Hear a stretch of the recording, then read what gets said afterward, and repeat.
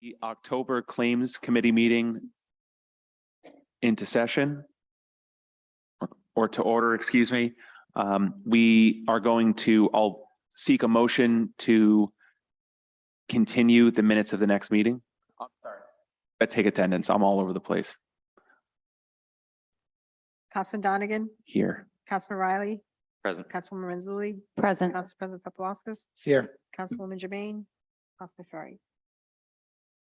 All right, now that we know that we're here, I'll entertain a motion to continue the minutes to the next meeting. So moved. Second. Seeing any discussion, seeing none, clerk, please take the roll. Councilman Donegan, Yes. Councilman Riley, Yes. Councilwoman Mazzulli, Yes. Council President Paplaskas. Yes. Seeing no business matters carried over, I'll entertain a motion pursuant to section 42465A2 pending litigation to enter into executive session. So moved. Second. Any discussion? Seeing none, all in favor say aye. Aye. We will enter into executive session.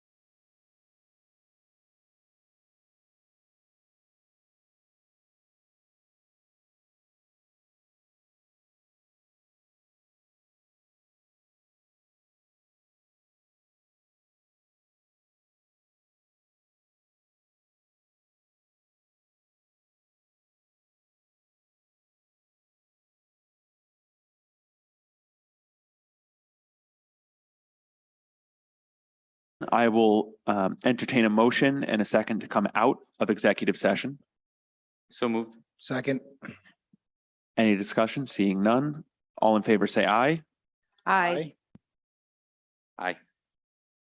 Aye. With no other business before us this evening, I will entertain a motion to adjourn. Seal the minutes. Motion to seal the minutes. Second. Oh, motion to seal the minutes? Second. All in favor, say aye. Aye. No other business before us. I'll entertain a motion to adjourn. Motion to So- adjourn. Second. All in favor, say aye. We are adjourned.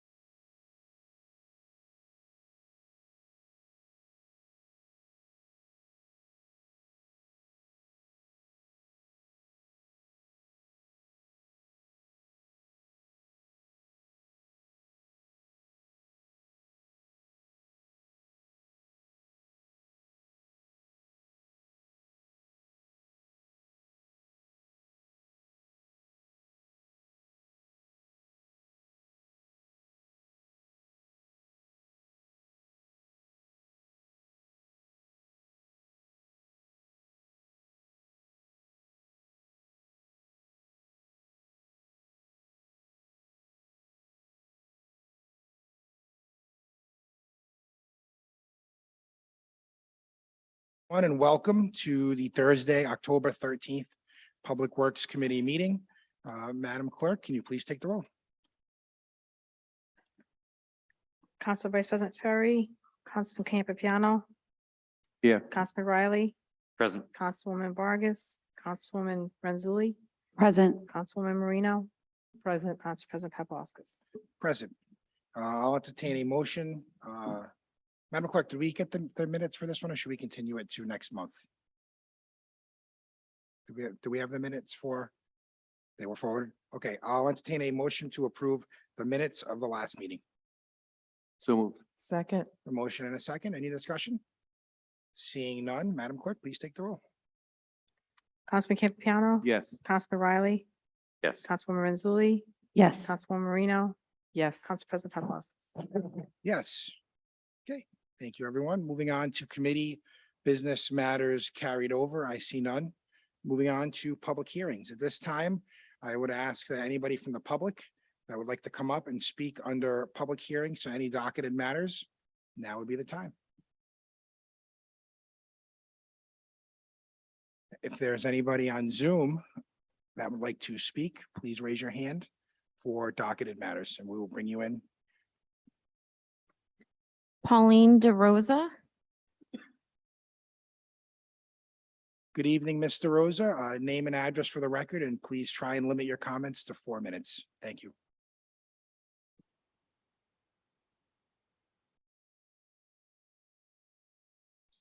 Can you hear me? We can hear you. Thank you. Thank you. My name is Pauline DeRosa, 97 Cypress Drive, founder of the Garden City Alliance. Good evening, Council President and council members. As I understand, a lease has been signed between the Copinato Group and Costco to build a warehouse club in the Chapel View complex. This is a potential major land development. 2 locations have been mentioned: behind the Shores Market or in the former Citizens Bank building at 100 Saconaset Crossroad. As I stated at the City Council meeting on Monday, August 22, with Topgolf scheduled to be completed sometime in 2023, the construction of a Costco would be overdevelopment at its worst. And why is it necessary to jam another major land development into Chapel View? Are there no other locations in the city of Cranston where Costco can do business? And what about the potential for a development at the Mulligan's Island site? This would create another level of traffic congestion. It bears noting that in 2017, Mr. Kelly Coates, then Senior Vice President of the Copinato Group, and now its president, stated in essence to the Cranston Herald that a big box store would not be the direction they were considering. The inclusion of a potential Costco in the Chapel View complex will have a negative impact on the flow of traffic on Saconaset Crossroad, New London Avenue, and Pontiac Avenue, in spite of the upgrades to Route 37. The planned off-ramp into the Topgolf site and potential Costco will increase access into the complex, with the only exits being either Saconaset, New London Avenue, or Power Road. With the advent of both Topgolf and a potential Costco, there will be a steady stream of traffic in and around the Garden City neighborhood and adjoining communities. Let's not leave out the added truck traffic, which causes significant deterioration of our infrastructure. Traffic studies will be done, but these are just forecasts and can underestimate traffic impacts by wide margins. No study can predict anyone's driving habits or the endless increase in vehicles traveling our roads. The planning department has said further traffic studies will be performed after all build out is complete in the Saconaset corridor. Clearly, this could necessitate further road construction on the corridor. We ask the City of Cranston to encourage Mr. Kelly Coates and his team, along with the developer of Costco, to organize and hold a community meeting prior to the start of any construction for this major land development. It is absolutely critical for the residents of our communities to be apprised of large-scale developments in our neighborhoods when they will directly dominate our quality of life. I am not referring to a city council meeting. That is not the platform for open discussion. This potential development needs thoughtful and serious consideration from all committees, the city council members, city traffic engineers, and the Traffic Safety Commission. I thank you for your time. Thank you, Mr. Rosa. At this time, if there's anybody else on Zoom or in chambers that would like to speak on any matters before this committee this evening, please raise your hand or come up to the podium. No public comment.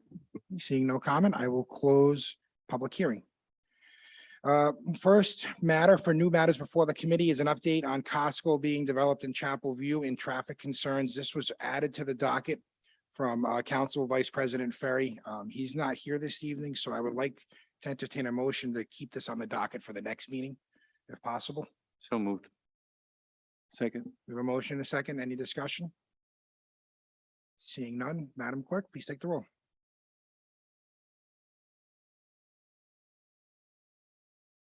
Councilman Campiano, Yes. Councilman Riley, Yes. Councilwoman Mazzulli, Yes. Councilwoman Marino. Yes. Council President Paplaskas. Yes. Moving on, we have a status and update on the Budlong Pool project. This was added to the agenda from the 9/26/22 City Council meeting by Councilwoman Jermaine. Councilwoman, the floor is yours. Thank you, Council President. Okay, the administration is here. We're gonna hear. Sure, hi. Not much of an update from the prior meeting, other to say that as we spoke, the mayor understands everyone, the council, the mayor would like to see the Budlong Pool reopened in some fashion next year. And Director Bernardo has contracted architect Mark Sakosha to come up with conceptual designs of the pool facility with the hopes of fast tracking things as best as possible. So Mr. Sakosha is working on those designs. So when they're completed, those concepts will be there, and then a design would be selected to go to the engineer architects to actually do all the engineer drawings for the construction of a pool. And he's going to try to outlay a couple of options given the short timeline, given construction access or construction supply, I'll say. It's going to be tight. And so he'll have a temporary, let me say, he's going to come back with a more longer term approach, and then something an intermediary approach to do the best we can to get the pool up and running by next summer, a pool up and running by next summer. We'll have much better information once Mr. Sakosha gets back to all of us. Okay, I would like to continue for next month. Okay, we'll keep this matter on the docket for next month. Thank you. Moving on to the next agenda item, we have a resolution naming the Oak Lawn Gazebo in memory of Marie R. Kennedy, sponsored by Council President Paplaskas and Councilman Campopiano. I'll entertain a motion. Motion to approve. Second. We have a motion and a second. Before we asked for any discussion, I just want to take a minute to read the resolution that's before us. Whereas the Cranston City Council recognizes that Mary R. Kennedy, through her tireless work, dedicated her life to the betterment of the city of Cranston. And whereas Marie R. Kennedy served as a reporter for the Warwick Beacon, Cranston Herald, and Johnson Sunrise, never missing a deadline in 28 years, for which she became widely known in our community for her storytelling by profiling the good that happens in our city. And whereas Marie R. Kennedy served as the executive director of the Cranston Chamber of Commerce from 1985 to 1995 and was inducted into the Cranston Hall of Fame in 2019. And whereas Maria Kennedy was a graduate of Cranston High School East and dedicated countless hours of her time, energy, and passion to community engagement and service to various organizations and schools, including among others, the Gloria Gemma Breast Cancer Resource Foundation in Eden Park Elementary School. And whereas Maria Kennedy was proud to be the bearer of good news and through her decades of work made Cranston a better place to live.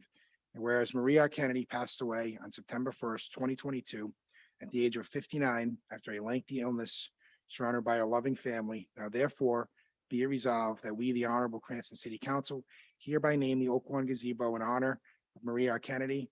And be it further resolved, a sign shall be placed near or at the Oak Lawn Gazebo, naming it in her memory. So thank you for the opportunity to read that for the council. And before I open up for any discussion, I just want to say that there's no fiscal note with this resolution, but I'm happy to donate a sign. So I'll donate a sign and come up with something to place there. So there's no cost to the city. So under discussion for the resolution, Councilman Riley. Thank you, Council President. I would just like to be added as a co-sponsor. Thank you. Any other discussion? Councilmember Renzulli. Thank you. I'm just so glad that you guys did this, and I'd also love to be added as a co-sponsor. Mary was a very special person, and she brought positivity everywhere she went. With every message that she sent, any question that she had, she always, just had this way about her that you don't see that often really anymore. And she was really special, and we had a lot of good conversation together. And I'll always look at Steve and think of Mary, and she was just so wonderful, and she wanted to do so much good in the world, and I hope that this memory of her will inspire us to all do the same. Thank you. Thank you, Councilwoman. Councilman Campopiano. Thank you, Council President. Personally, this comes along once in a lifetime to bring light to all of us, and I enjoyed reading all the stuff every month. So if there is I'd like to assist you in the finance of anything with the plaque. So thank you. Thank you, Councilman. Councilmember Jermaine. Thank you, Council President. As someone who practiced journalism back then and admire seeing women in this field, and she was a reporter, so I would like to be added as a co-sponsor. I know the work of a journalist, it's not easy, but when you have the love to do it and to make people, inform people, and bring light on everything that is happening in your community, it's a beautiful thing to do, and that's a legacy she left. So I would like to be added as a co-sponsor. Thank you. Thank you, Councilmember. Councilmember Donegan. Thank you, Council President. I always enjoyed open every week and seeing the Cranston Chatter column from Mary, and it being a celebration of our community and what people were doing and how people were coming together. And I'd miss seeing Mary's name there, and am appreciative of everything she gave to our city. Thank you, Councilman Donegan. Councilmember Marino. Thank you. I would like to be added as a co-sponsor. It's a very nice token of remembrance and kindness. Thanks. Thank you, Councilmember. And Councilmember Donegan, I see your hand up too, to be added as a co-sponsor. I'll just close with remarks as Councilmember Donegan said it right. The paper is certainly missing something without her column. She spread positive news about this community. I mean, Mary was Cranston. And Steve, I see you sitting there in the audience, and we're with you and we miss her, and we're really happy that we're able to do this nice gesture in her honor and, remember her for a long time. So thank you, Steve. And thank you all. At this time, I'll entertain we already have a motion to approve. So Madam Clerk, please take the roll. Councilman Campiano, Yes. Councilman Riley, Yes. Councilwoman Mazzulli, Yes. Councilwoman Marino. Yes. Council President Paplaskas. Yes. Motion passes unanimously. Next, we have a request from Rhode Island Energy for a pole location at Lincoln Avenue. I'll entertain a motion. Motion to approve? Second. We have a motion and a second. Any discussion? Seeing none, Madam Clerk, please take the roll. Councilman Campiano, Yes. Councilman Riley, No. Councilwoman Mazzulli, Yes. Councilwoman Marino, Yes. Council President Paplaskas. Yes. Motion passes. Next, we have a request from Rhode Island Energy for a pole location at Vaughan Lane. Entertain a motion. Motion to approve. We have a motion. Do we have a second? Councilmember Donegan? Oh, we need a second from someone on the committee. I think I can second for discussion. I'll second, and I see Councilmember Donegan's hand up. Thank you. Sorry, I meant to ask this before the vote on the first one. Is there any, probably should have known this already, being on the council a couple of years, but is there any fiscal impact to the city for these to be moved? I see Director Moretti. Any fiscal impact? No, there's no fiscal impact. I know that it was approved per our specifications, but there is not an impact. It's all on the utility company. Director Moretti, while you're standing, I have a question too. The director or somebody from Public Works goes out and looks at these and signs off before they get to us. Yes, that's referred to been approved. Yes, Public Works reviews them, Okay. including the director. Excellent. Thank you. Hey, we have a motion and a second on Vaughan Lane. Any other discussion? Seeing none, Madam Clerk, please take the roll. Councilman Campiano, Yes. Councilman Riley, No. Councilwoman Mazzulli, Yes. Councilwoman Marino, Yes. Council President Paplaskas. Yes. Seeing no further business before the Public Works Committee, I'll entertain a motion to adjourn. So moved. Second. All those in favor say aye. Aye. Aye. Any opposed? There is none opposed. We are adjourned. Thank you very much, everyone. The next meeting will be at 6:30.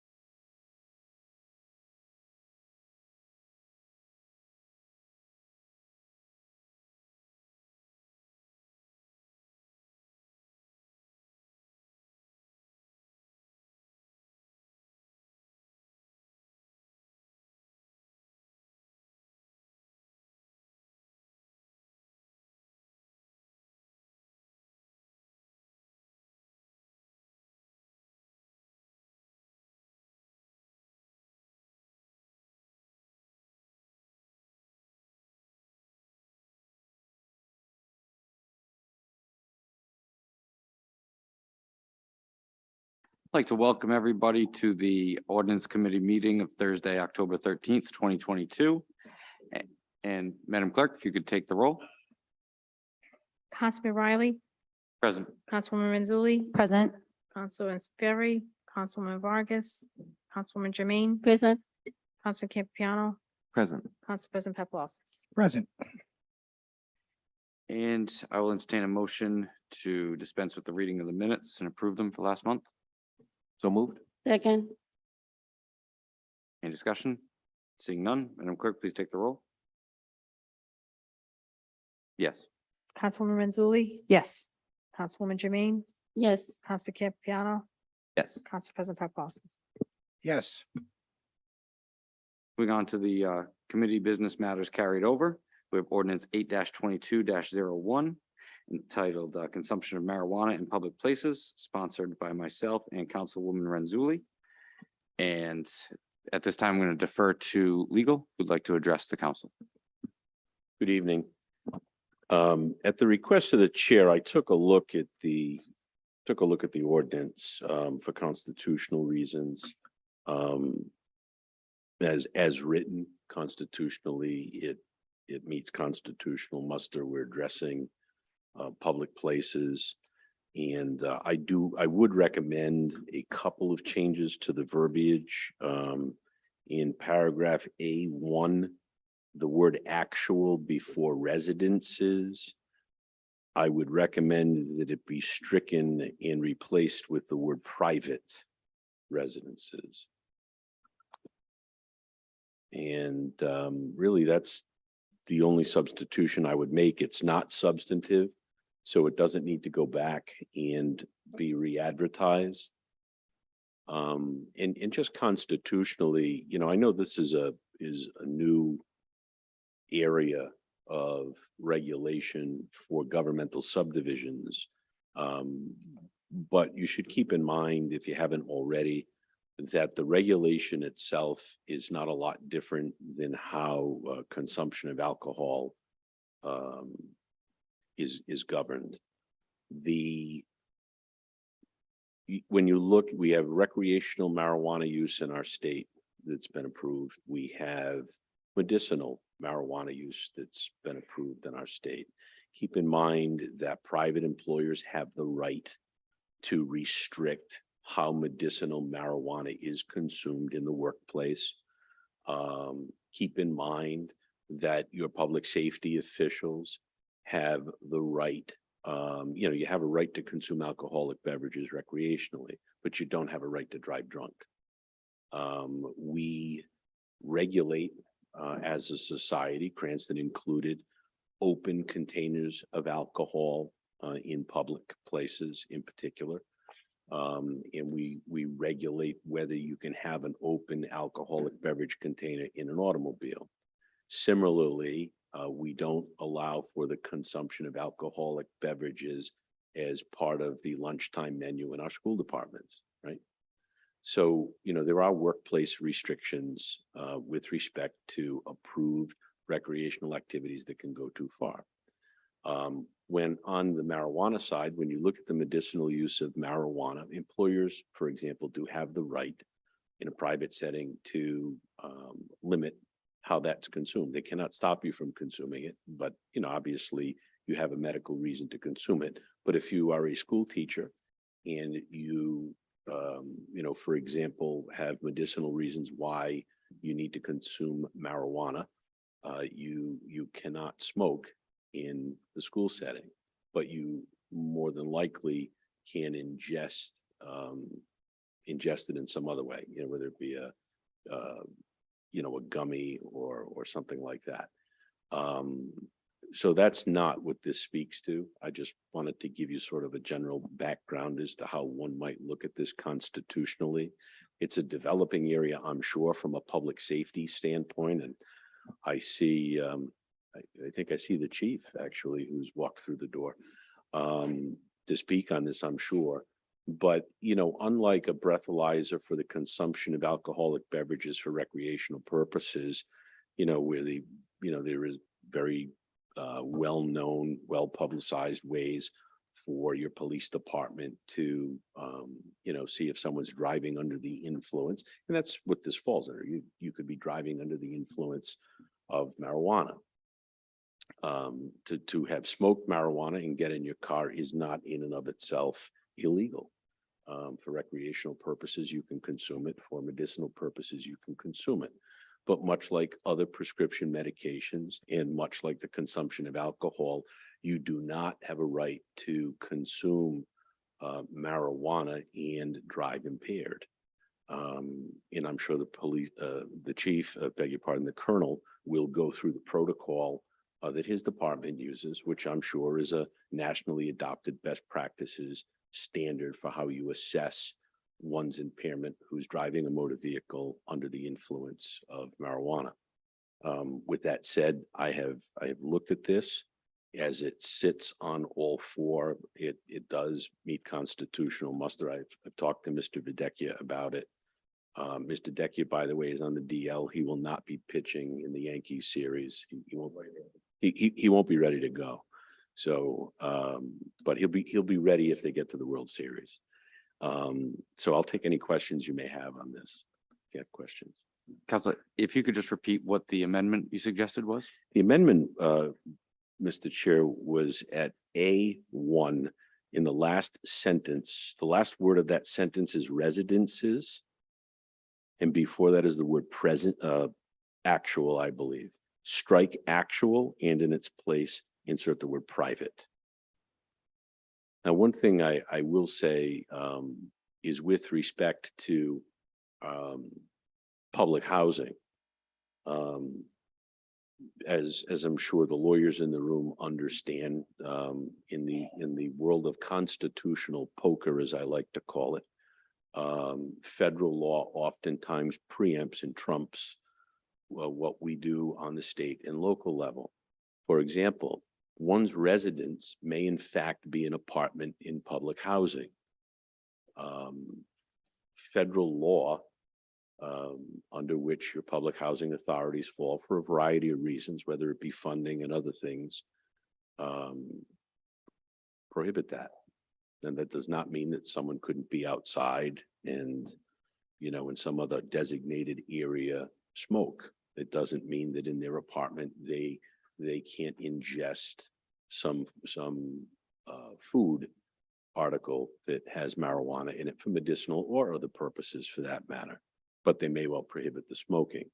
So I'm not going to get too far down that road, but there are some exceptions that don't need to be written into this. They're just obvious because on their face, those laws speak for themselves. And you have a very able executive director of the Housing Authority who just also happens to be a lawyer, and I'm sure he's well aware. I'm sure Mr. Coop is well aware of what can and can't be done, and will inform the residents accordingly. But just to be clear, this ordinance in and of itself is not a restriction of one's private right to consume recreational or medicinal marijuana in any form that they so choose, within a certain limit or to excess within their private property, within their private residence. That's not what this does. This speaks only to the public spaces, as the ordinance suggests, or actually makes rather explicit. And you do have the right to regulate what goes on in public spaces. Councilmember Donegan, you have a question? Thank you, Chairman. Question about the last two lines of 1A, beginning with, and those portions of apartment houses, apartment buildings, and hotels not constituting rooms or apartments designed for actual residences. So if this, if there's a 3-family house and they want to smoke in their backyard, can they smoke in their backyard? It's a private residence. Would apartment houses, apartment buildings, and hotels own? I guess how are those defined, and what is? Yeah, how is that defined? Is it simply? We're looking at this. Looks at public places. If it is a privately owned property and the owner of that property permits this activity and is not otherwise by some other law prohibited from permitting this activity, then it can occur.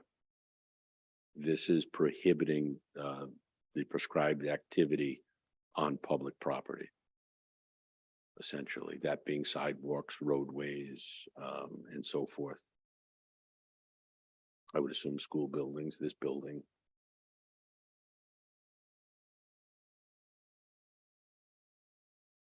I don't mean to impute some intent to your ordinance, councilman and councilwoman. I didn't know. That's just how the I read intent. it. Councilwoman Jermaine? Thank you, Council Chairman.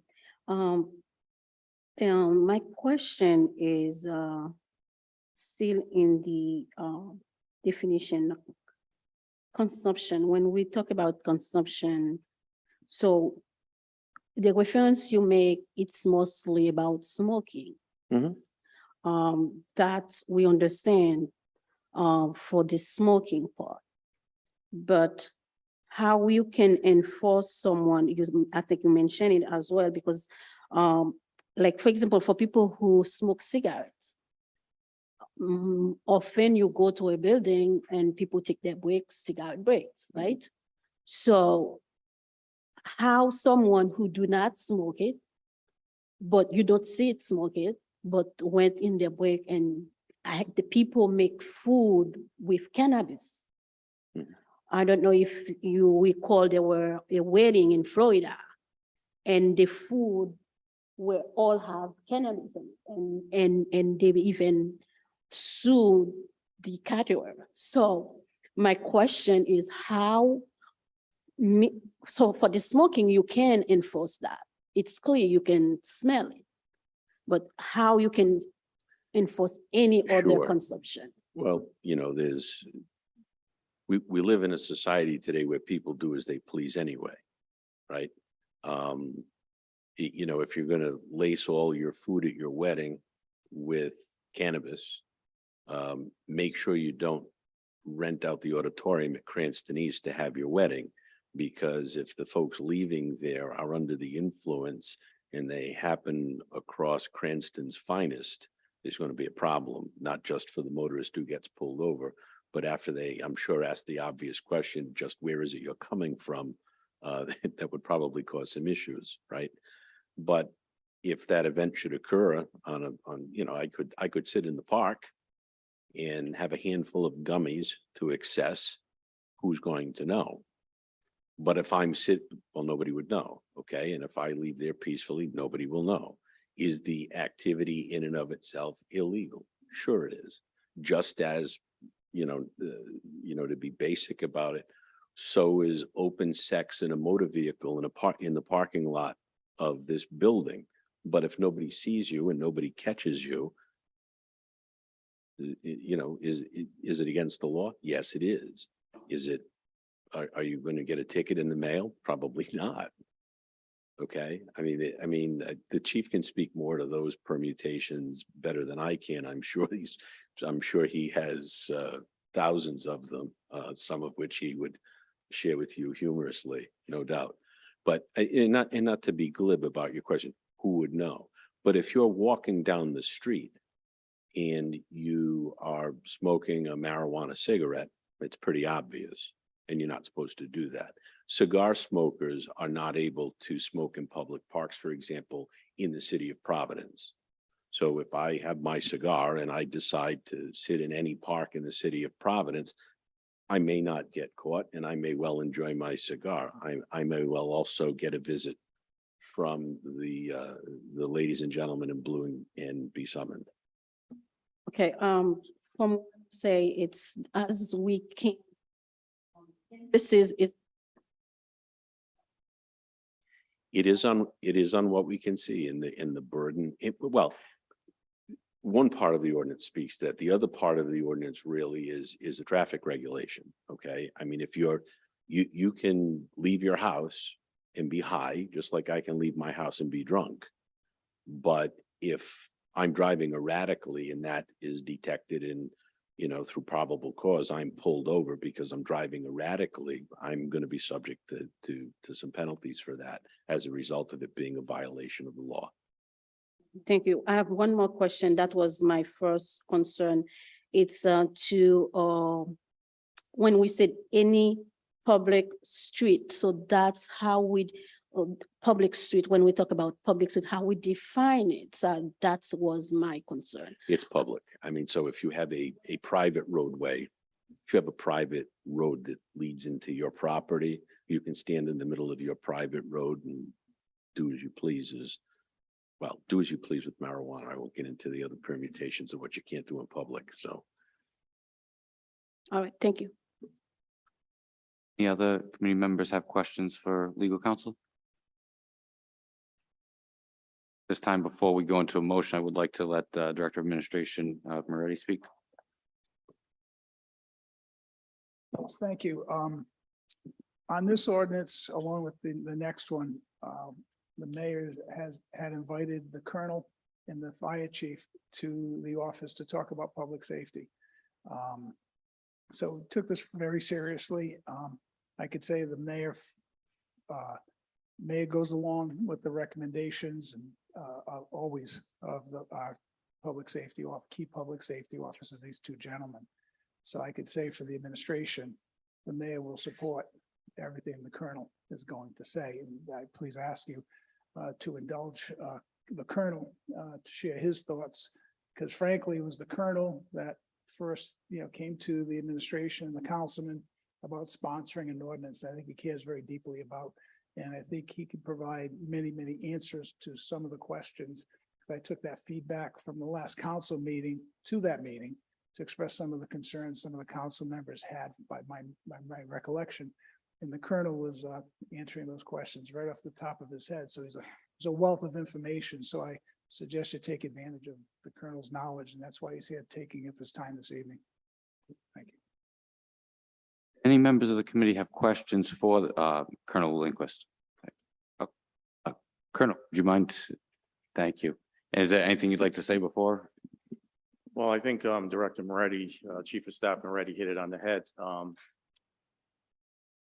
As a police chief and part of the Rhode Island Police Chiefs Association, I'll be the first to admit that we oppose the legalization of recreational marijuana. I was one of the persons that opposed it, and that was based on public safety, specifically driving while under the influence of marijuana.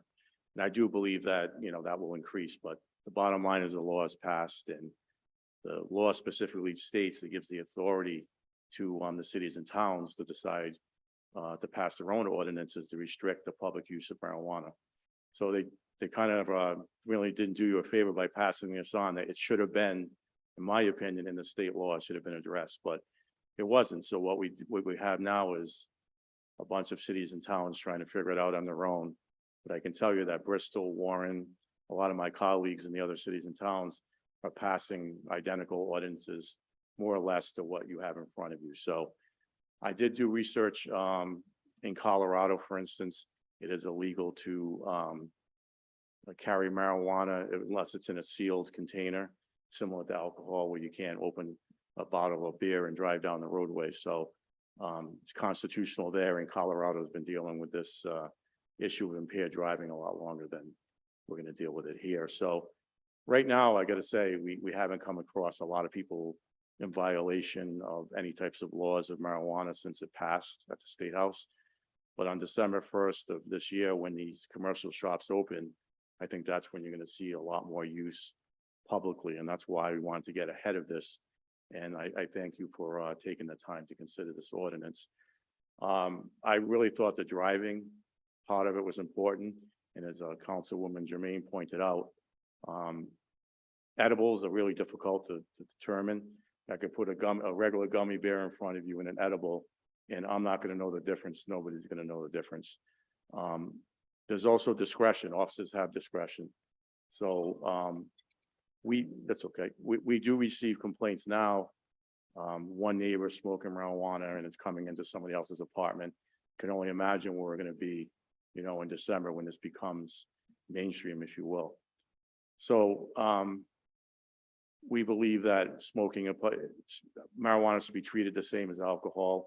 There's a reason why we don't want people walking down the street, drinking alcohol, open containers in vehicles.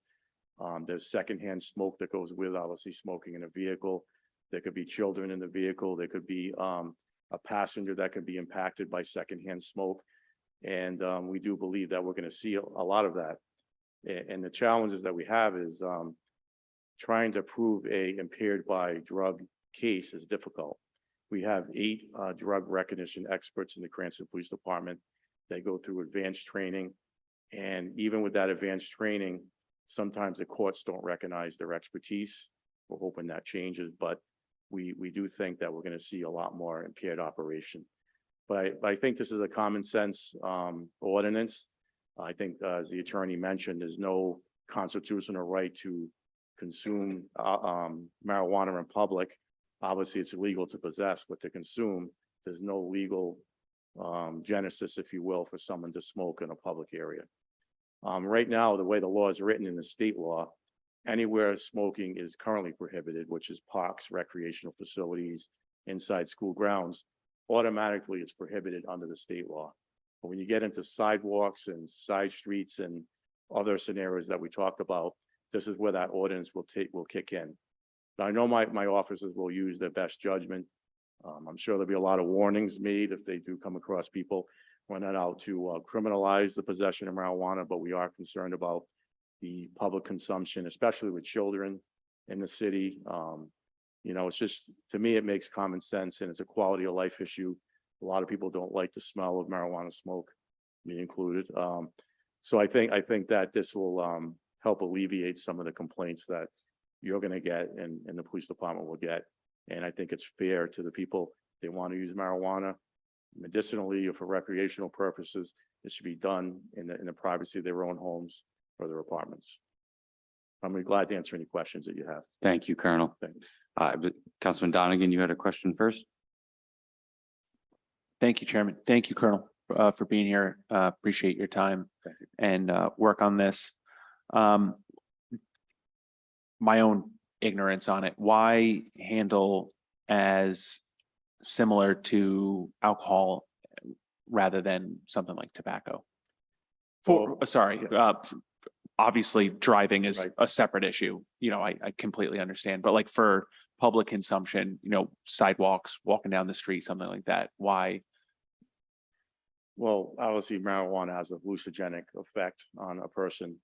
And I know the fire department will probably echo my comments that somebody that's high out in public is prone to a lot of other issues, whether it be crossing the roadway, whether it be out in public, and also having children, you know, have to walk through a cloud of marijuana smoke. It's just, I don't think that's what we want for our next generation to have to deal with. And again, it is a Schedule I narcotic as of today.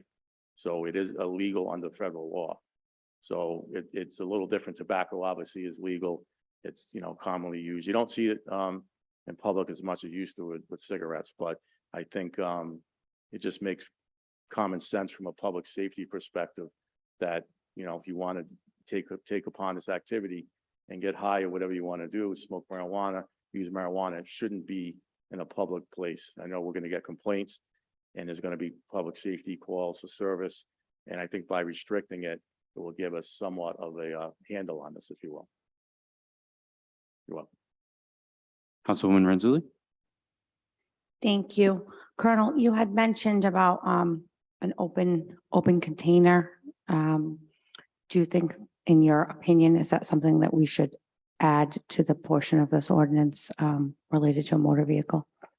I believe that is part of the ordinance. I think it says that you cannot consume cannabis or marijuana in any motor vehicle traveling any public roadway in the city of Cranston. I believe that should be in there. If it's not, I hope it would be, because that's Yeah, it reads, it shall be unlawful for any person to consume marijuana, whether by smoking, vaping, or any other method while operating or occupying a motor vehicle as a passenger on a public roadway. But do you think that there should be anything additional concerning an open container in a vehicle? You're not consuming it, but if. I think that would be helpful. Again, I have a copy of Colorado's law. And, you know, just like alcohol, it should be in a sealed container. It shouldn't be open. And so similar to an open container law, that would be a helpful amendment. If that the council wishes to add that, that would be helpful. Because when you're going to buy this marijuana from one of these stores, my understanding is going to be labeled. It's going to be in a sealed container, like whether it's a bag or whatever it may be. And you can at least say that it was purchased legally. And I think that having it in a container like that versus black market marijuana, you would be able to tell the difference if it wasn't in this proper container, more or less. And what do you think about if people are growing it there's a certain limit you can grow at your house now too, so that won't be in a sealed necessarily container if you, That's true, but Produce it I would yourself. think they'd have to have in some type of, but just Container that we they could can't- specify that it Yeah. has to be a yeah, they sealed can't have container easy anyway. access to it while the motor vehicle is in operation. Would that be a substantial? That would not be a substantial change that would require re-advertisement. I defer to Mr. Videcchia for his sense. Just that alone, no, I don't think that's substantive enough. If we start going beyond that, I don't know where this is going to end, how many more substantive changes the colonel would like to see. That standing alone, I would agree with Mr. Angel, but we start going beyond that, we may have to start the process again. Thank you, Mr. Verdecchia. I just, on that point, I wanted to suggest possibly looking into that. That seems like a little more in-depth than amendments going back and forth on the floor. Perhaps if this were to pass tonight, an amendment could be added to it at another time. Mr. Chairman, if I may, you're right. To remind the council, if there's an ordinance before the council and it fails during the term, you're not going to bring that back, and you can't bring that back during the term. If you pass an ordinance during the term, you cannot then during the term repeal that ordinance. However, if you pass this ordinance and what you do is merely add to it and augment it, you are permitted to do that during the term, just so you're aware. Great, thank you. Any further questions for the colonel? Yes, Councilwoman Marino. Thank you to the Colonel for putting forth this effort and the ordinance and coming here tonight along with Chief Warren as well. I just wanted to say that I was dismayed that the state in enacting the legislation didn't, in my opinion, really follow through on concerns for public safety and implement certain safeguards into the law and give, local municipalities the enforcement tools. I know that I had reached out at the time and had conversations with different state senators and different state reps about my concerns, primarily because of, what I do during my day job for over 20 years, dealing with accident cases. And I have serious concern of the impairment that's going to increase with the accessibility, because alcohol is a big enough concern. And now this, and I can say in what I do every day, I've already seen an increase in this before the shops have opened up, once the medical use had presented itself. So I will say, while I'm not a member of the ordinance committee, if this committee does pass this ordinance, I would be happy to vote yes before the full council. And I would urge my colleagues to pass this ordinance because it does give our local law enforcement and even the fire department, in terms of the police department, the tools they need for enforcement to address the issues, and the fire department will be faced with ways to address the concerns when they present themselves. So I would support this ordinance. Thanks. Thank you. Any further questions for the colonel? Mr. Chairman. Yes.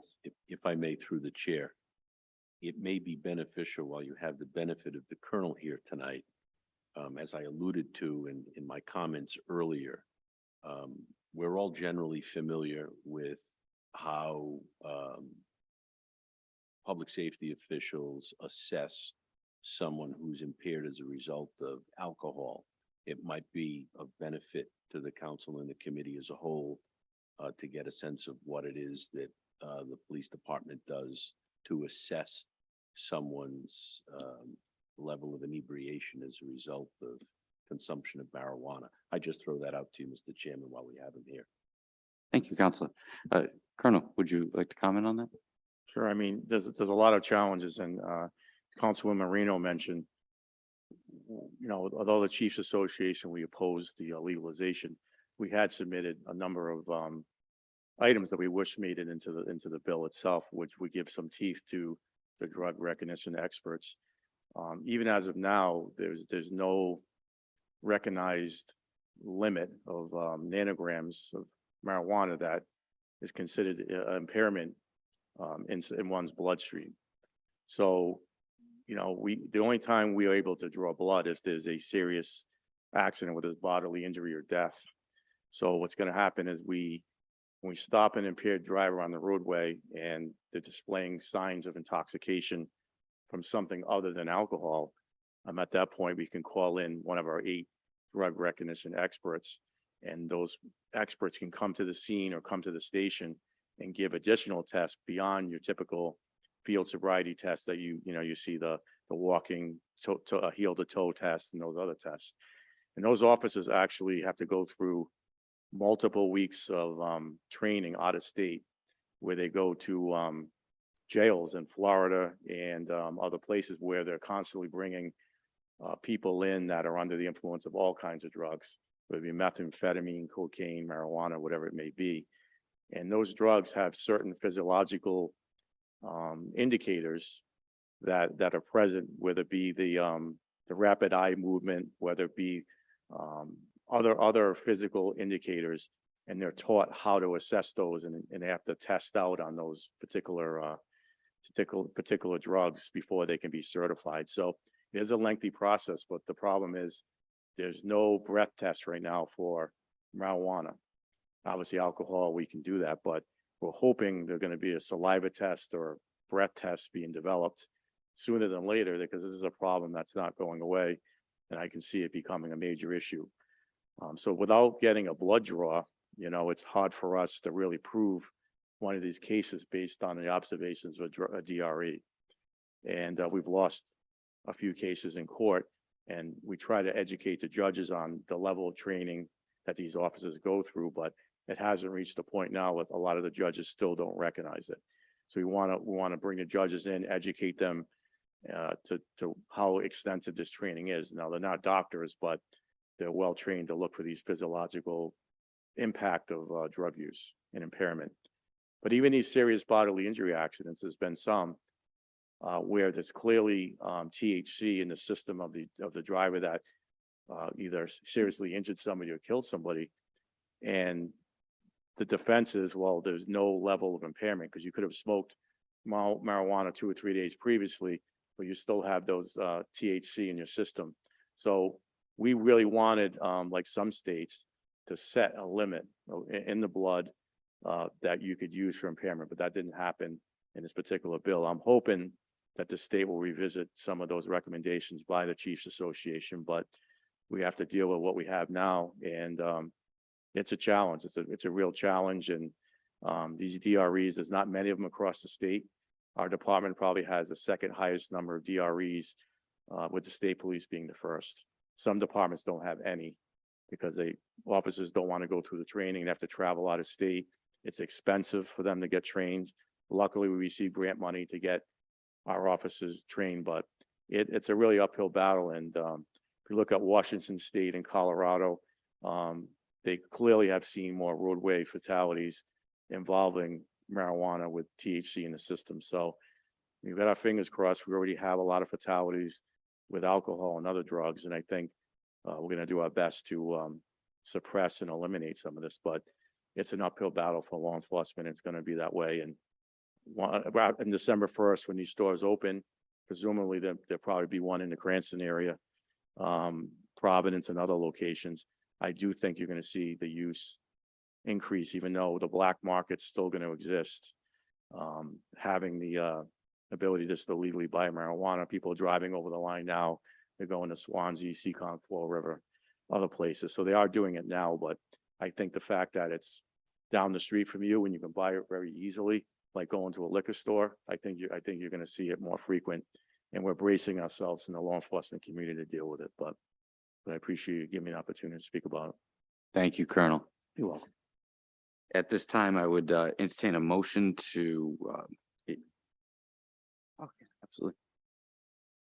Councilwoman Marino? Thank you. If I could be added as a co-sponsor, I'd be appreciative. Thank you. Absolutely. And at this time, I'd entertain a motion to amend take the suggestion of sorry, I didn't see your hand there. That was just for the chief. We haven't gotten to that part yet. We'll get there in a second. So at this time, I would entertain a motion to make an amendment, if anybody so chooses, with the suggestion of our legal counsel. Motion to amend the portion and change actual from line 37 to private. Second. Any discussion? Seeing none, Madam Clerk, please take the roll. Councilman Riley, Councilwoman Mazzulli, Yes. Councilwoman Jermaine, Yes. Councilman Campiano, Yes. Council President Paplaskas. Yes. And at this time, I'll entertain a motion. If it's not too much trouble while we're here, if we don't disagree on it, then I would like to amend to add that it shall be unlawful for any person to possess an unsealed container of marijuana or marijuana products in the passenger area of any motor vehicle on a public roadway. If I may, Mr. Chairman, as that amendment is Counselor. stated, I would suggest that be added after letter C, so that would be letter E, and that letter D as to enforcement would become E. For clarity's sake. Do you have a second? Second. Any discussion? Seeing none, Madam Clerk, please take the roll. Councilman Riley, Yes. Yes. Yes. Yes. Yes. Now, as to the amended motion, I would entertain a motion to approve. Motion to approve. Motion to Do I have a second? second. And is there any discussion? Yes. Councilwoman Jermaine?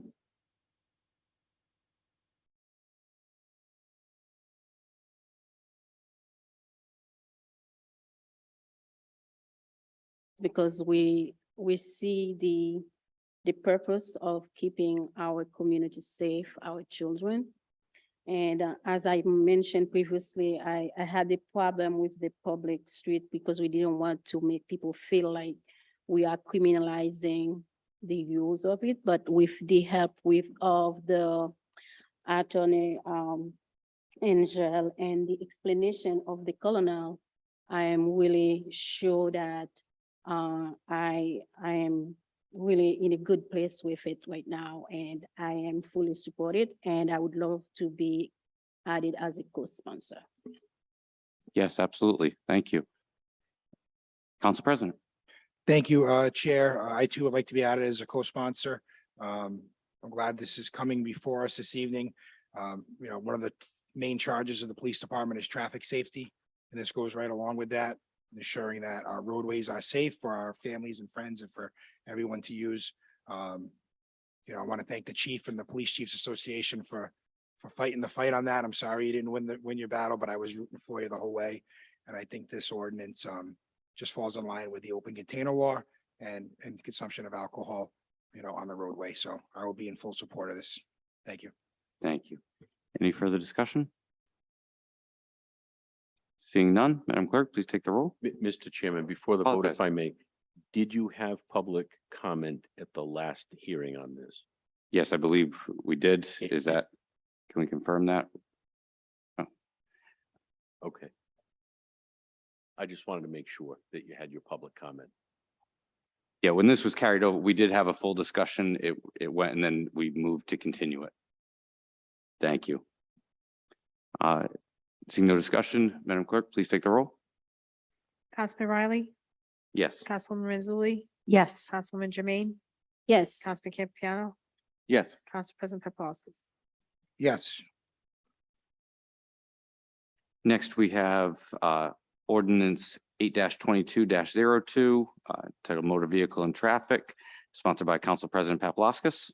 Chair, if I may, I'd like to request that this 822-02 be continued. Yes, Council, do we take a motion? Motion to continue? Second. Any discussion? Seeing none, Madam Clerk, please take the roll. Councilman Riley, Councilwoman Mazzulli, Yes. Councilwoman Jermaine, Yes. Councilman Campiano, Yes. Council President Paplaskas. Yes, and Chair, just for clarity, I'd like to withdraw 822-03. I'm going to rewrite the ordinance with the solicitor and resubmit it. Thank you. That's hereby withdrawn. And now we will open it up for public hearings for any new matters before the committee. Is there anybody in chambers or on Zoom that would like to be heard on any matters on the docket tonight? Yes, please. Name and address for the record. Thank you.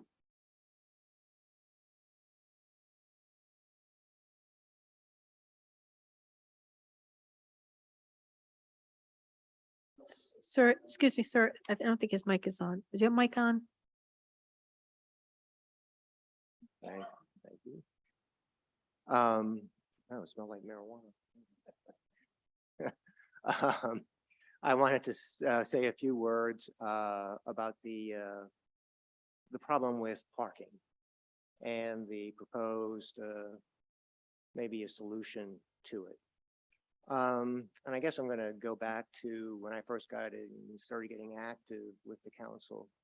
It seemed that when issues involve poorly resourced people, that the council did not pay a lot of attention to.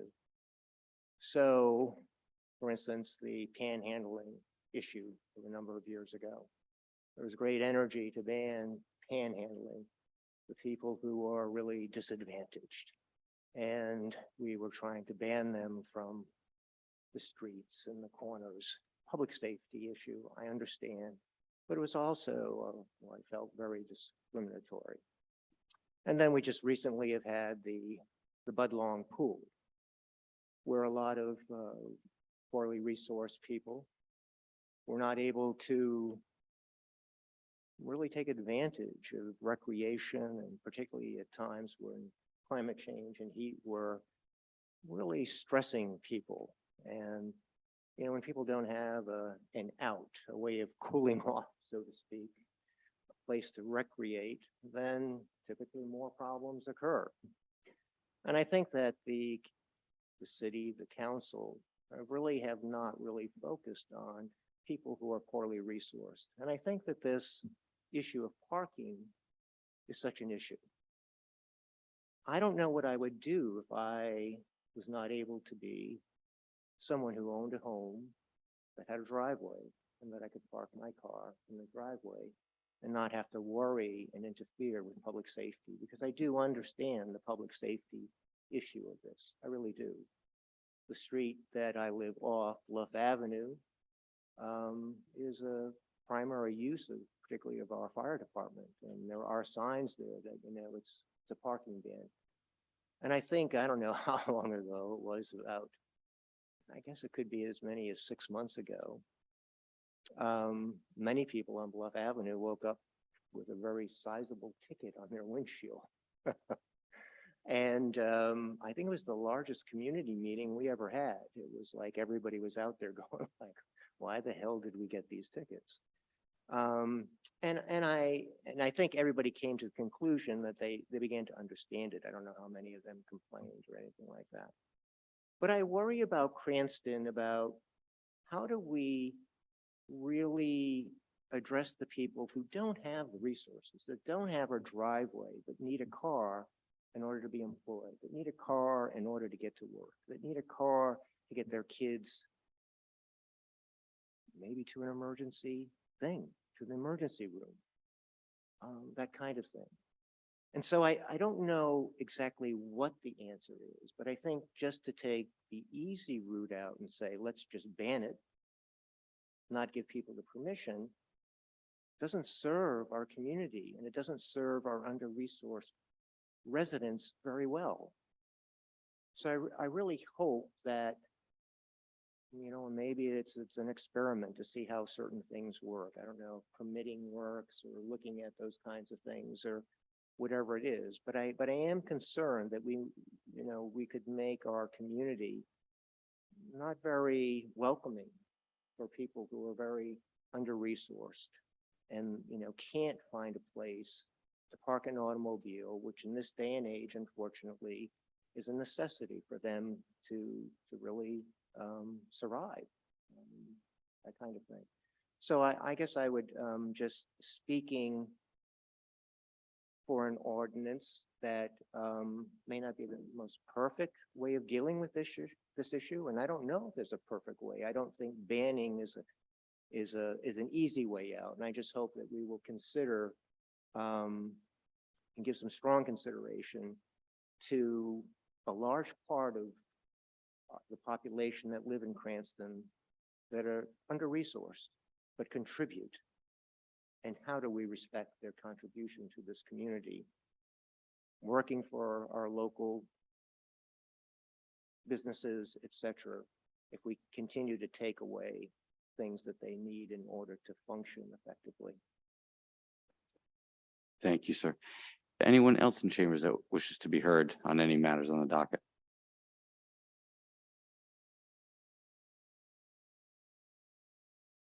Good evening, Chief. James Warren, 136 Longview Drive. So I'm here just strictly on a safety. For us, nighttime parking is a problem in the city of Cranston. We realize that, but it does affect our response times. We realized this back in 2017. Our last 3 engines that we purchased are actually shorter. We realized how difficult it is to get around the city. Our newest ladder truck, our oldest one is 44 feet long. Our newest is 38, just to narrow it down, to get it shorter, to get around the city. And it does affect the older part of the neighborhoods, you know, like Edgewood, Arlington's a tough part to get around, Auburn's a tough part to get around. So for us, it really does affect our response times, operating on the street. If there are cars, especially on both sides, the ladder trucks cannot put out their outriggers to stabilize the ladder.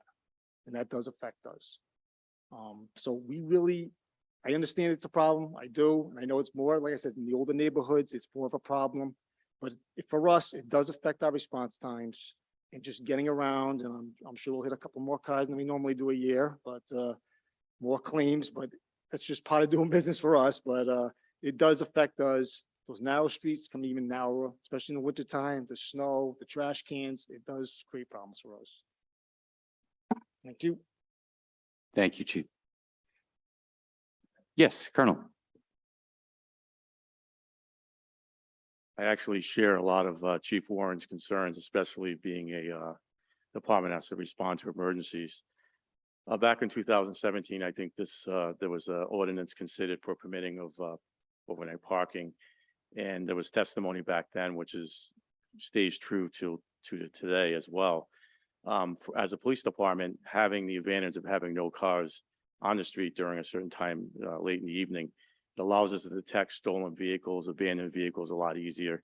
Obviously, there's cars there, we're going to check it out. If there's parking along the street, then those cars can obviously be not identified as easy. And also, we're dealing with a lot of car breaks in the city.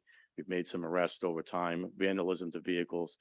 Those are cars that are actually in driveways. I can only imagine at night when these people usually strike like 2 a.m., 3 a.m., these cars are on the street. You just made it a lot easier for the average criminal to walk up and down the street, trying each car door to get in as they normally do, as we know from the videos that we've seen.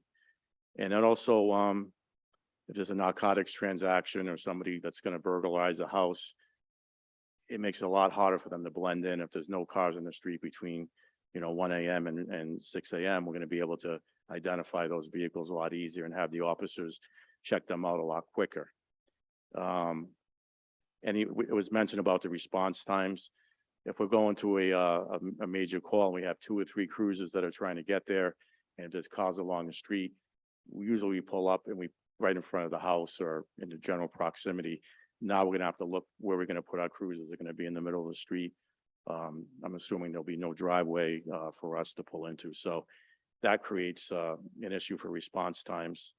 And then one thing that we've seen too in the city, sometimes people that are working on vehicles, the car may or may not be registered, but that car may sit for a week or 2 at a time until we get a call to say, hey, this car's been out there for 2 weeks. I think you're going to get a lot more people doing that, leaving cars on the street that are not operational, or they just want to keep them there as a spare car, if you will. So we'll see more of that. And then when people are backing out of their driveways, when there's cars either on one side or both sides of the street, close to somebody's driveway, obviously the viewpoint of that driver is inhibited. So that would be a concern. Some of the disadvantages of allowing on-street parking.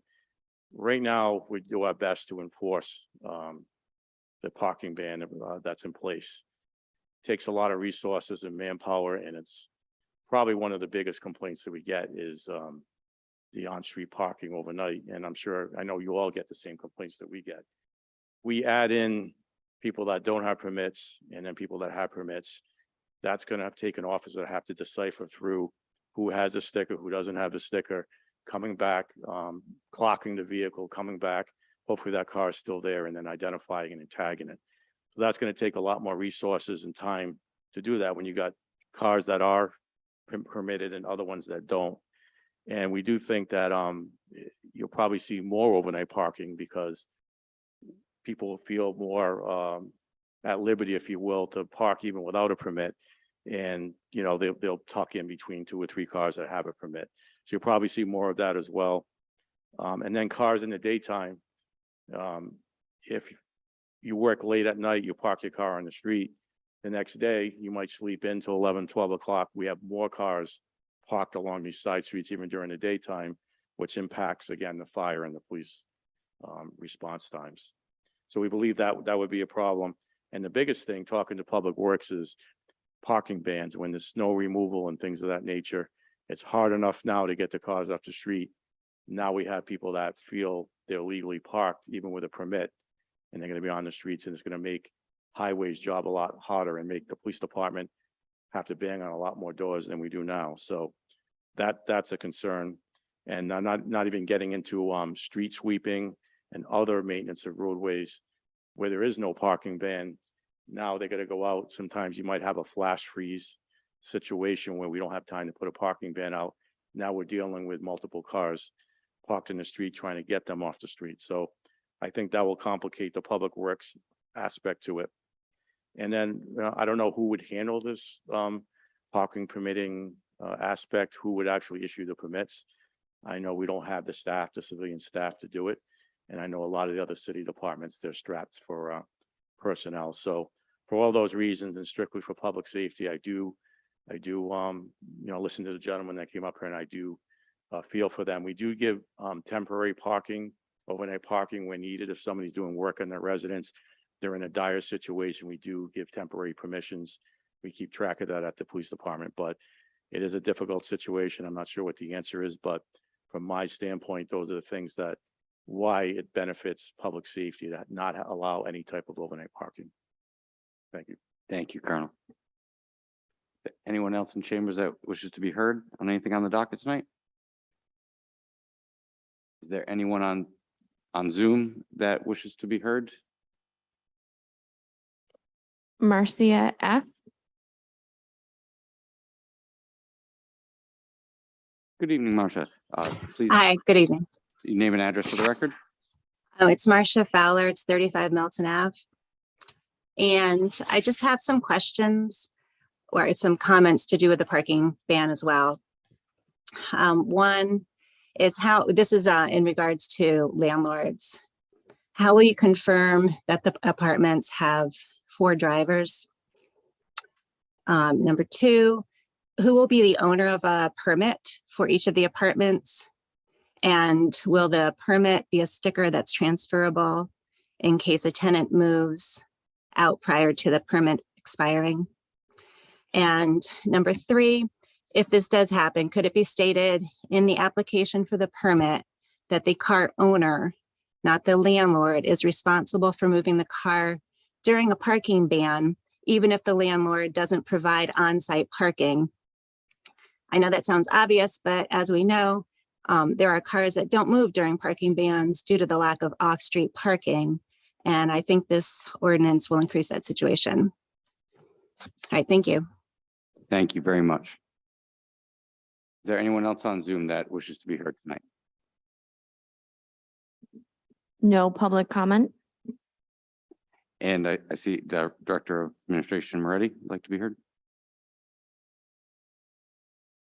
Yeah, on behalf of Public Works Department, we asked to solicit some input, very honestly, very unbiased, and ask some just honest, objective data or to pass along. Certainly, Mr. Wojcik had presented a very, very plausible and heartfelt case for the social issue and the, the physical issues, concerns I think we all feel. So I just want to make that, first and foremost. But many of the things stated for logistics are very, very challenging, I think, as we know, as Chief Warren and Colonel Winquist mentioned from the public safety end, but from the public works perspective, just considerations in addition to what was discussed was, well, as discussed, allows need to allow for easier emergency vehicle response. This does discourage disabled vehicles from being repaired. They can have it, people, you're going to find, I think socially, you're going to find things, cars being stored on streets. People could conduct themselves repairing vehicles, that type of thing. I think there could be very much a problem with street sweeping and refuse collection. There might be some issue. I guarantee you're going to be getting a lot of phone calls when the not able to street the sweeps. So street the sweeps. Yeah, I think you know what I mean. The other consideration from a traffic end is easier ingress and egress in the residential driveways by not having vehicles. I think the challenges of people pulling out on streets, being blinded, is a concern. There is certainly the neighborhood aesthetics, and I think there's a intangible that residents may feel safer not to have vehicles parked in front of their houses. And then also one of the biggest challenges is going to be the same thing, similar to trash and street sweeping, is going to be winter plowing. There'll be bans, but where are those vehicles going to go after that? They're not going to be as clever and creative. I suspect the city's going to have a lot more challenges having to do with clearing the roads. There's certainly going to be issues on street size. There's going to be some more narrower roadways than other roadways, just to be considered when pulling this ordinance together.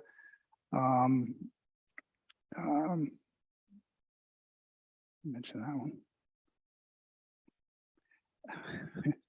They say, I guess they're going to say basically the public works feels there's going to be some feuding amongst neighbors, and it could get pretty emotional.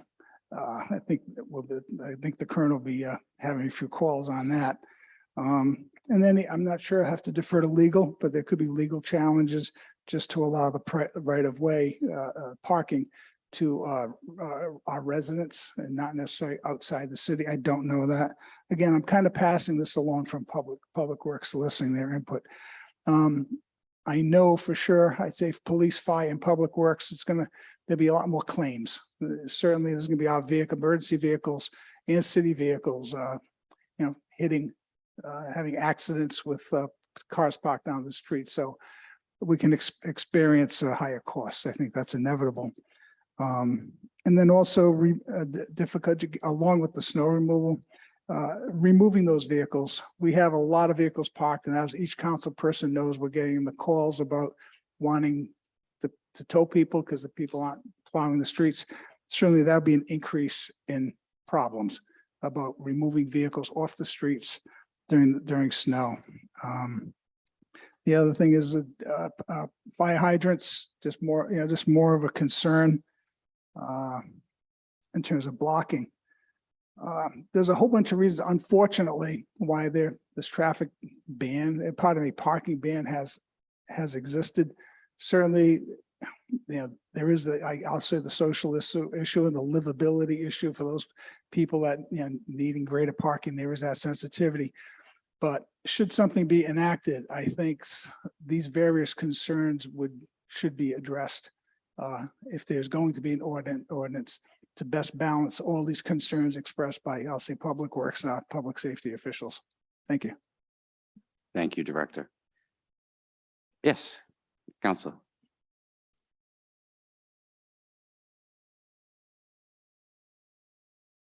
Never let the lawyer speak last, right, Chairman? Just to give this group and the public safety officials and the administration a sense of, this is not new to my desk this year. I've not seen this ordinance prior to its introduction. However, I have been involved with several of you having discussions about a policy concern with respect to the lack of overnight parking in the city. The issue first came to me about a year ago from one council person, and then over the course of the year, and evaluating the issue, because in evaluating the issue, as the council knows, you just don't sit down and write a law in a vacuum. You try to, consider the nexus between the policy aspects of it, the law, and the logistics of its implementation. Just one little snippet, and I'll get back to where we are on this in terms of council people and what I might recommend where this is concerned. It seems to me, obviously, that there are a majority of members here that are interested in some form of an overnight parking provision to alleviate parking in certain areas. But just one logistical concern, right? And I've not had a conversation with the chief about this or the director of administration because it's not ripe yet. But you need a sticker program, and someone has to administer that. Who's going to do that?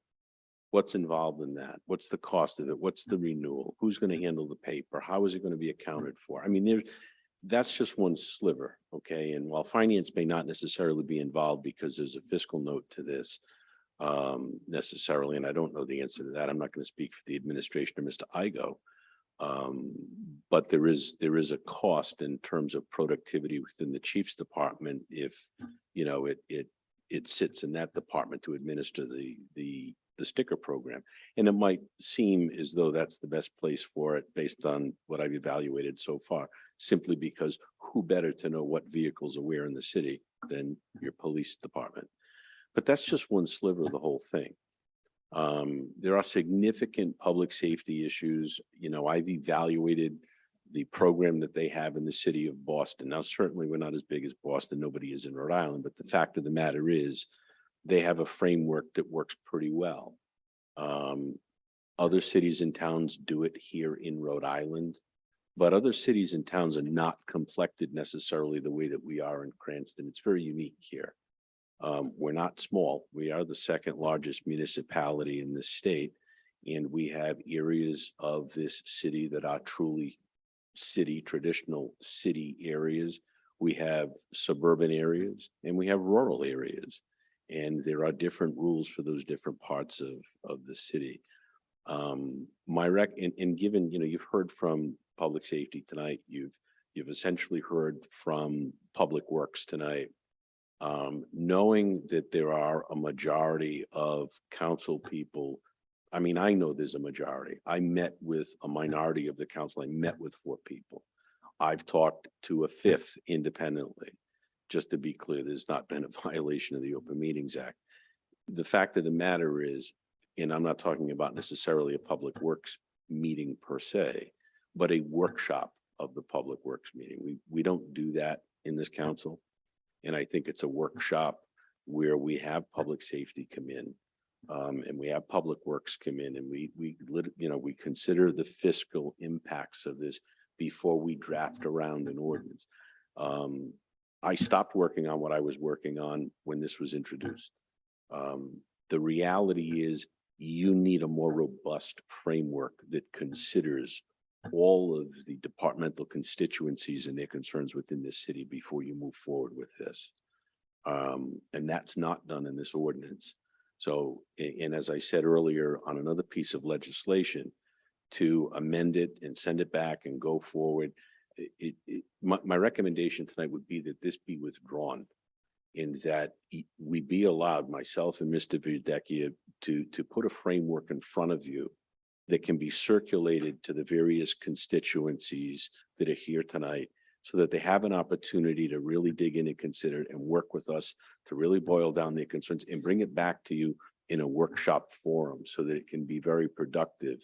I know that, you know, my research into this in the city indicates that the last time this issue was approached was in 2017, that there was in fact a study done, and I know Councilwoman, I believe you had sent me the study. It was 2017. The ordinance was proposed essentially as a test case or a pilot study. That's not going to work. Okay, you get in with both feet, or you don't get in at all. But also, just as we do with streets that have no parking on one side or parking on both sides and that kind of thing, you council people individually need to consider that your wards, your city. You need to think about the list of enumerated streets to which this is going to apply. And that would be of great help, I would think, to public safety. You also need to give some thought to where are these cars going to go in some type of a weather emergency, whether it be, a hurricane or a snowstorm or things like that, when there's a general parking ban. There's a reason for that. I mean, public safety has to plow streets. Think about the nightmare that it would become if people didn't remove, if they were allowed to park overnight in a snowstorm and those cars got plowed in and there was some sort of a medical emergency or other kind of emergency on the street. So certainly there has to be some protocol for that. And, God knows myself and Mr. Moretti and Mr. Verdecchia couldn't come up with an intelligent answer to that, but I'm sure these two gentlemen here can. And I think it's my recommendation respectfully that we withdraw this tonight, put a framework in front of you after it's been circulated to the various constituencies, and then bring everybody in. I know it sounds like a lot of work, but it's not. I'm offering, if I can, to take some of that work off the floor of the council and bring it back to you in a more meaningful way, so that if you want to add to it, chop it up and do other things to it, you'll really have quite a bit more to work with. Thank you. You're welcome. And at this time, one last call for public comment. Either in yes, sir.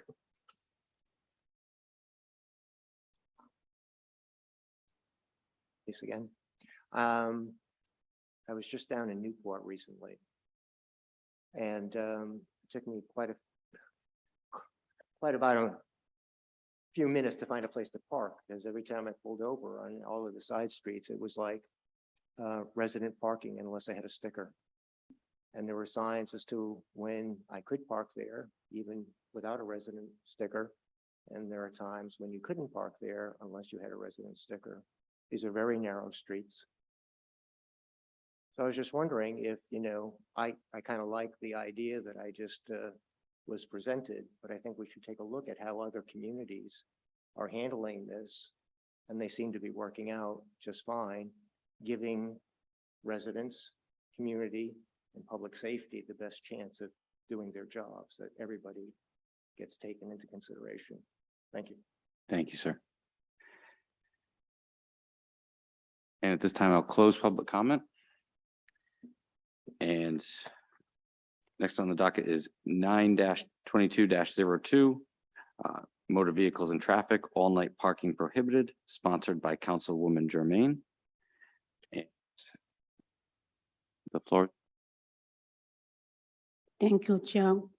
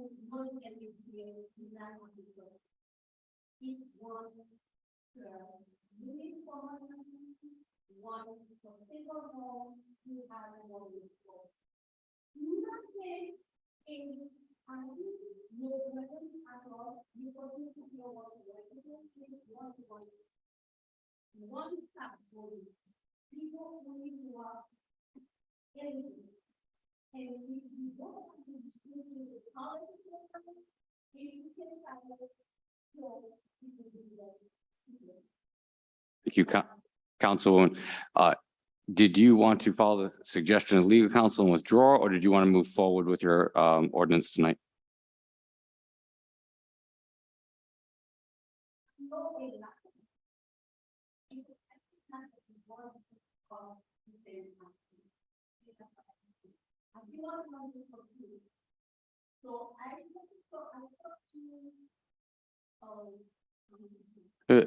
Councilwoman, Councilwoman, please, do you want to withdraw it or can you want to go forward? Councilwoman, Council.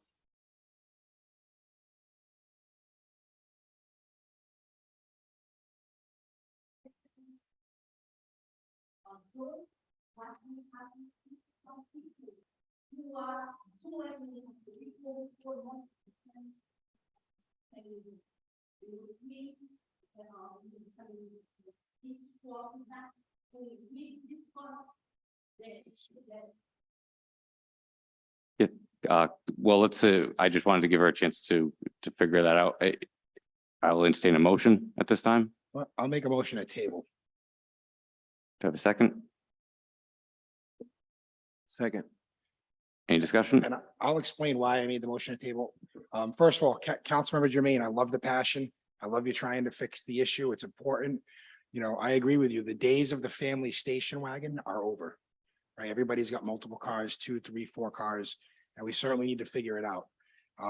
I do think we need to have a more comprehensive plan and have everyone come together after the input that was given tonight from police, fire, the administration speaking on behalf of Public Works and even legal counsel. And even myself, I was writing down some notes as people were talking. You know, fiscal note. We're gonna need a fiscal note. We don't have that tonight.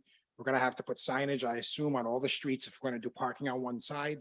And with the ordinance and explain, you know, the overnight situation. We don't know how much the stickers are gonna cost per sticker. Those are some questions I wrote down. Chief Warren brought up the concern about responding to a fire. And, you know, if there's a fire and they need to get that ladder up, I'm just thinking about the guy driving the ladder truck who now has to figure out where he's gonna park to put out the outriggers and still has to avoid power lines to, you know, God forbid if they have to save somebody in a building that's on fire. So that's what came to mind, Chief, when you spoke.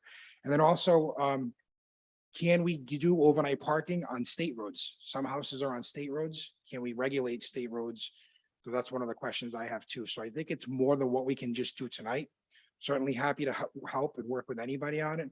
But if we vote it down, we can't bring it back this term. If we table it, we can bring it back. So that's why I made the motion to table and for those reasons that I just cited. Thank you, Council President. Councilman Donegan. Thank you, Councilman Riley, and Chairman Riley, excuse me. Thank you, Councilwoman Jermaine, for bringing this forward this evening. I admittedly, I think the first maybe 2.5 years, 3 years on the council, the remarks and comments I received from constituents on this issue was fairly even of a balance of folks reaching out who were burdened by the overnight parking ban and people complaining about, you know, someone parked on the street overnight. Typically, you know, when it was street sweeping or no, when it was a snowstorm or things like that. I'd say in the past 12 months, that balance has tipped considerably towards people reaching out who are affected by not being able to park overnight. And that is natural, I think, given the densely populated areas that I represent in Arlington, Gladstone, and other areas.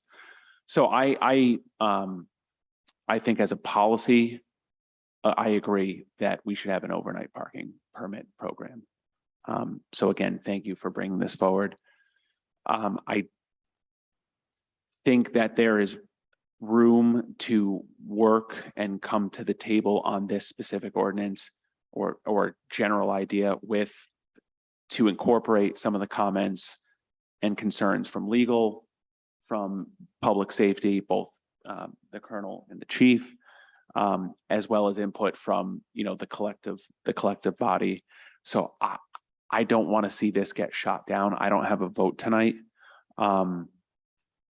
If we table though, can we still discuss That's the only thing. If we table this ordinance, would that prohibit us from discussing it?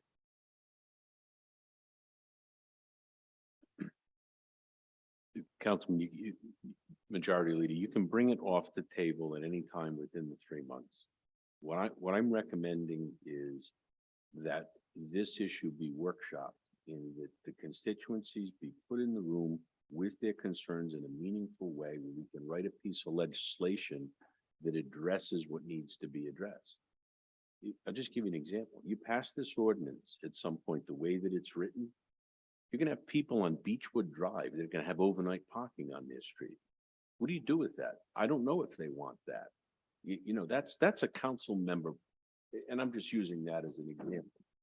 There are areas that from a policy perspective certainly do need overnight parking, but there's not enough there's not enough air in the room to discuss this without all of these things being put on the table and to pass a law that makes some sense. So you can take it off the table within 3 months. Can we get it done in 3 months? Sure we can. Sure we can. Sure we can. The work was paused when this was introduced. I frankly had no idea that this ordinance was being drafted. I've never laid eyes on this ordinance until I saw an agenda. And it raised more questions for me than some of the other discussions that I've had with other council people, quite frankly. So, you know, I think an amendment to this, if you want to call it an amendment, it doesn't matter what it is. It needs to be rewritten. Okay, it's that simple, candidly. And I think the best way to do that is to do that in a workshop forum. And I say that quite simply because I have had communication with more than a majority of this council, which seems that let's get all of those people in the room to talk about what they will and won't support. That way we don't have an open meetings violation and incessant emails that make no sense. I want to get this done. It's been on my plate now. You know, I've sat in this seat not quite 2 years, but it's been on my plate longer than anything that I've worked on. I'd love to get it off my plate and see it move ahead in a meaningful fashion, whatever that fashion may be. I'm not about policy. I'm about what's effective, candidly. And you know, this is a big issue. It's one that will affect every single department in the executive if it's not handled appropriately. And it certainly will not help the folks who need the relief that they need, and it will anger the folks who frankly don't need the relief and have what they might consider to be a burden of overnight parking. And I put that out there to you. Again, I think it's best handled in a workshop. Whether this is, you know, tabled, you can bring it off the table. And that might be a tool, quite honestly, that's used too infrequently on pieces of legislation that require more varied contribution from departments. So that's just my 2 cents for what it's worth. Thank you, Counselor. Is there any further discussion on the motion to table? Councilwoman Renzulli. So I agree with the motion to table, purely because having also been working on this separately and reading the traffic study report from the Bureau of Traffic Safety for the last pilot program that came up in 2017, there are several different concerns within the analysis that we need to address. And I commend Councilwoman Jermaine for putting this forward because it is a problem that, you know, we need some immediate action on. But if we don't do it properly, I think it's going to cause, you know, more problems than we have now. So we need to address these issues so that we can implement this properly and we do need a fiscal note on it. I think it's much more in depth than just putting stickers on cars, because the tickets are still going to have to be done for the people who, you know, don't have proper permitting or are not parked in the right area or parked past 7 a.m. And then that's going to have to go through municipal court and they'll be, you know, we'll be inundating them. So I think this is just a bigger process. So I would agree with tabling it. Thank you. Thank you. Any further discussion? I have a question. Yes. When you table, how are we coming back with it? Counselor?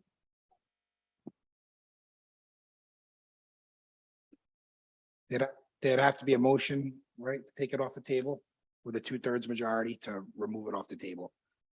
And it'll stay on the agenda too. It won't be taken off. It'll stay on. Gonna withdraw it because we don't know 3 months what's gonna happen.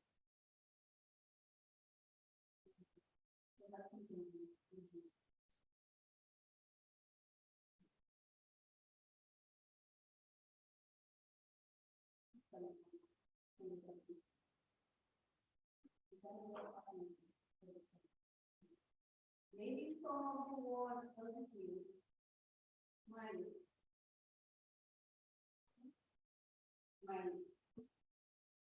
And I this is really going to that what people have to tell you and I think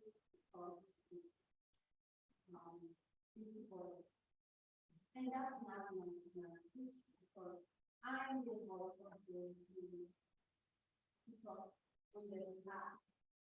So I know how to put it there, not to lot of things and that we need to give the impression that they are not for 2 years I have been doing. And I'm thinking that you know the administration, so the question I have on the so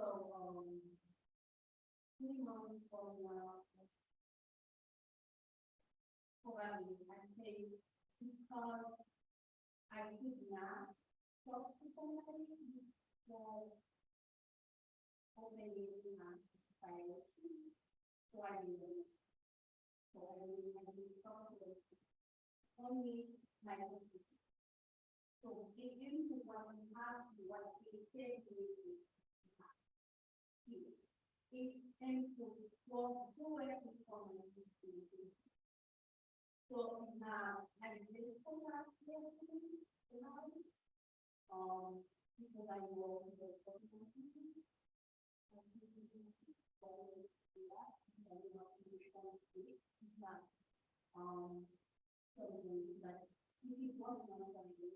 but if you want to know it's not so I don't know I put that that I don't know I don't know continue to do it so that so I will use those and when you have this work with everybody doing stuff I will use to so that we all I will do all I mean something talk about you can sit down and you will be properly have this not take 25 as a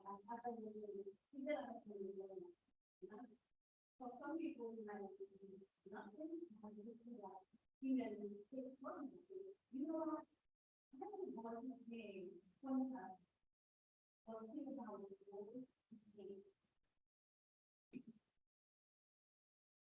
in my world, we have a lot of people who think.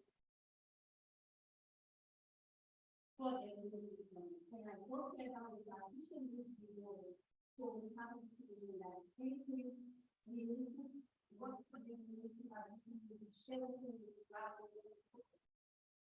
Thank you, Councilwoman. All right, so just some clarity, I believe the motion is being withdrawn, the ordinance is being withdrawn, correct? You're withdrawing it, or did you want to go forward on the motion to table? I don't want it to table. So she has withdrawn the motion. We can move on to the next item on the docket.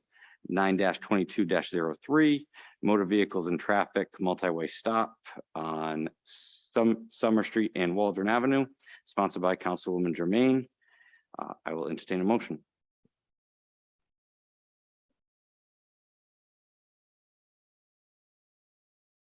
Motion to approve. Is there a second? Second for discussion. And Councilwoman Germain? Yes, this ordinance is this is from my constituent as well that called me about the intersection of Summer Street and Waldron Ave. So we have the intersection should be of 4 ways. And it is only 2 ways. And then when someone come from the Summer Street and they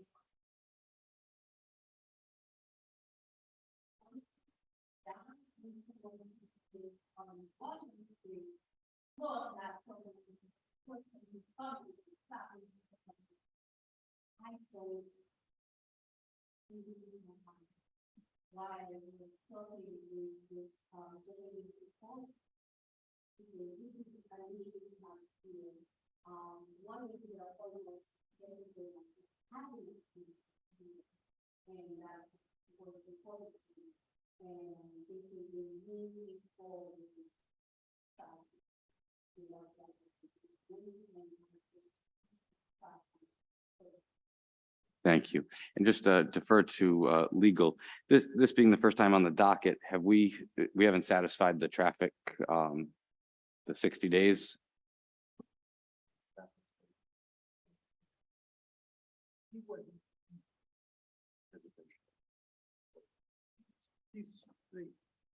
My question is, I didn't know if it was automatically in the pipeline. It is automatic. Once they see the ordinance proposal, it gets in the pipeline, but he has X number of days. I think it's Right, 60 days 60. to reply. He's got 60 to reply, so I don't know if you want to, if it passes out of committee, you still would have to wait for it at the council level to get your traffic study before you can move forward. You need the traffic study, so. Thank you.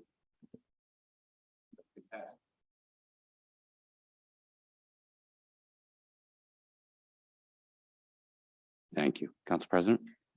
Yeah, I mean, we can either continue this to the next ordinance committee meeting, or pass it pending traffic study. If there's no traffic study at the full council meeting, we might have to send it back to committee anyways. But I mean, it's up to the sponsor, what avenue, but we're supposed to let the traffic engineer have his 60 days to do a report. So Councilwoman Jermaine, we can either continue this 30 days and see the traffic report at committee or pass it out. And I see would it. like to pass it and pending the traffic. Okay, so we can continue on. Is there any further discussion on the motion to approve? Seeing none, Madam Clerk, please take the roll. Councilman Riley, Yes. Councilwoman Renzulli, Yes. Councilwoman Jermaine, Yes. Councilman Campiano, Yes. Council President Paplaskas. Yes, Chair, I have one thing. Yes, Council. I have a shameless plug, as they say on the radio. There is a scout from Troop 6 having their Eagle Project this Saturday in front of Lowe's, Garfield Avenue. They're doing a food drive for Project Hand Up. You can drop off canned goods or food, and they're also having a bake sale. Anything sold at the bake sale benefits Project Hand Up. That's 9 o'clock in the morning to 1 PM at Lowe's on Garfield Avenue. Thank you for the Thank time. you. And with that, I will entertain a motion to adjourn. Motion to adjourn. Second. All in favor? All opposed? This meeting is adjourned. Thank you.